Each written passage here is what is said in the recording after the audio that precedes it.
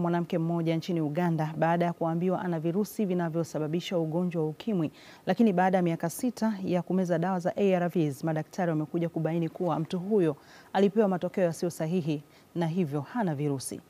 Kinachomsibu mwanamke huyo kwa sasa ni athari za matumizi ya dawa za ARVs, ambapo mama huyo anapanga kwenda mahakamani kuishtaki serikali kwa uzembe.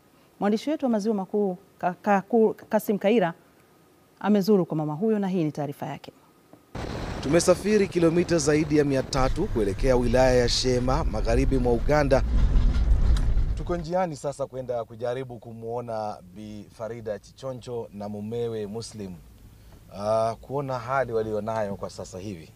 Tunakokutana na Bi Farida Chichoncho mwenye umri wa miaka 28, mumewe Kisolo Muslim na watoto wao. Kisa cha Farida kinatia huzuni. Alikuwa mjamzito na kwenda kituo cha afya kimatibabu.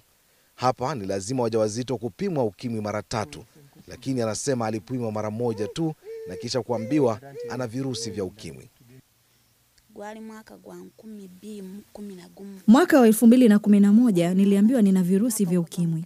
Sasa mwaka wa 2017 nikaambiwa sina virusi hivyo. Sio kupona, bali sikuwa nao kabisa. Mwanzo nilipoambiwa nina virusi sikujua nifanyeje. Niliogopa kumwambia mume wangu, kwani angenifukuza ili hali nilikuwa mjamzito. Miezi 6 baada ya kuzaa, tulipata kutoelewana kidogo kwa hasira, nami ndipo nikamwambia naondoka zangu, nikajifia na ukimwi wangu. Nilimwachia mtoto mchanga, nikaenda kwetu. Siku 3 baadaye, akaniomba nirudi, ikiwa kufa, tufe pamoja tu. Nagezako okwetta.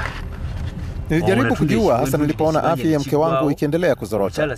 Nilikuwa nimeuza ardhi yangu, jamii yangu imenikataa. Niliamua kunywa sumu nife, ila sikufanikiwa.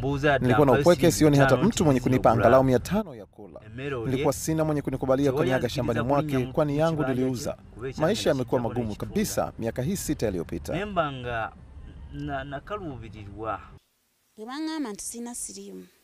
Waliponiambia kwamba sina virusi vya ukimwi, nilipumzika moyoni nikishukuru Mola kwa hilo. Nilijiahidi kujilinda vilivyo kama nilivyokuwa awali. Ila basi tu, kwani mpaka wakati huo nilikuwa siwezi kupinga au kuwa na shaka kwa kile ambacho niliambiwa na daktari. Furaha yangu inagubikwa na kuwa viungo vingine muhimu mwilini mwangu vimeharibika. Ila ni sawa zinawenjogerera. Talia. Hivi tunavyoongea hawezi tena kula chakula chetu cha kawaida, bali ni parachichi, embe, nanasi, watermelon na kadhalika. Akigusa ugali dakika chache mwili unavimba. Hata ugue au kuanza kuumwa mfano na kichwa, haruhusiwi kumeza tembe zozote kwani ini lake limeharibika.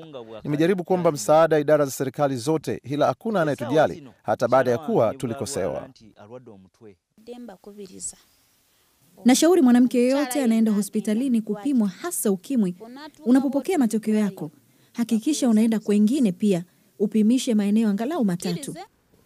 Wanasheria wanasema ushahidi wa Farida Chichoncho ni mzito kiasi kwamba hata katika sheria ana uwezekano mkubwa wa kushinda kesi yake. Bila shaka nyaraka alizonazo zinaonyesha alipewa matokeo yasiyo sahihi na watu ambao walifaa kumtendea haki. Hiyo ni kukiuka haki ya mgonjwa ikifanywa na daktari. Ilikuwa lazima daktari achunguze ugonjwa na kutoa dawa sahihi kama angekuwa amepatikana na ugonjwa. Kuwa hakuwa na ugonjwa, tunaanza kuuliza maswali mengine. La muhimu ikiwa ni lile la kulipa fidia kutokana na uzembe. Na karibu kupoteza maisha yake. Kazi kwa Farida sasa ni kesi yenyewe kufunguliwa. Mashirika ya kutetea haki za binadamu yanasema yanaweza kumsaidia hasa pale wahusika wamekataa kuwajibika. Kasim Kaira, Azam News, nikiwa magharibi mwa Uganda, wilaya ya Shema. Hi.